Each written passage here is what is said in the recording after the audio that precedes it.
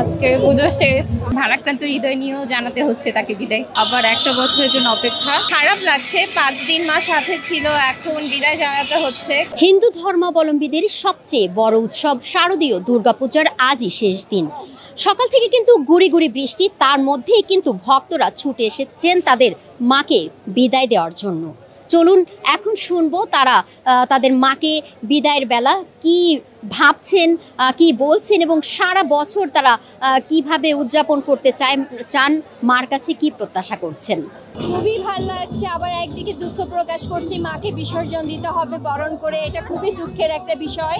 এই কয়েকদিন আমরা খুব আনন্দে মেতেছিলাম, আজকে মার জন্য মনটা অনেক কান্না পাচ্ছে। মায়ের কাছে দেশের সুখ শান্তি কামনা করছি, সবার সুস্থতা কামনা করছি, মা যেন সবাইকেই ভালো রাখে।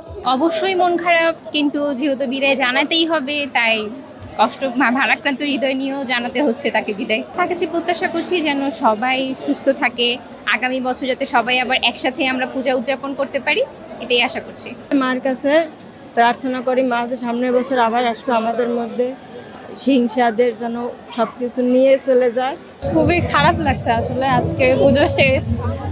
গত 4 দিন খুব মজা করেছি, আনন্দ করেছি পরিবারের সাথে, আবার 1 বছর অপেক্ষা করতে হবে এই পুজোর জন্য। মায়ের কাছে প্রার্থনা করছি যেন সবার ভালো হোক, মঙ্গল হোক, আমরা যেন সুখে শান্তিতে থাকি।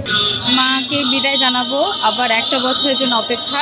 বিশ্ববাসী সবাই শান্তিতে থাকুক, সুখে থাকুক, মঙ্গল কামনা করছি সকলে। মা যেন সামনের বছর সকলের মঙ্গল করে, দেশবাসীর মঙ্গল করে এবং সামনের বছর সবাই যেন সুস্থ মতো সুন্দর মতো আবার মাকে পুজো দিতে পারি, মাকে বরণ করতে পারি, মাকে বিদায় জানাতে পারি, এই কামনাই করছি। খারাপ লাগছে, 5 মাস সাথে ছিল, এখন বিদায় জানাতে হচ্ছে, কিন্তু আবার খুশিও লাগছে 1 বছর পর আবার ফিরে আসবে। সবাই যেন ভালো থাকে, শান্তিতে থাকে, আর এবছর যাদের সাথে পূজা পালন করলাম পরের বছর যেন তারাই সাথে থাকে। মায়ের বিদায়ের কালে আজ কিন্তু সবার মন খারাপ দেখতে পেরেছি, তারপরেও তারা খুশি যে আগামী বছর যেন মা আবার ফিরে আসেন এবং তাদেরকে শান্তিতে রাখেন, পরিবার পরিজন মিলে যেন ভালো থাকতে পারেন। তুলনা আফরিন, বাংলা নিউজ 24, ঢাকা।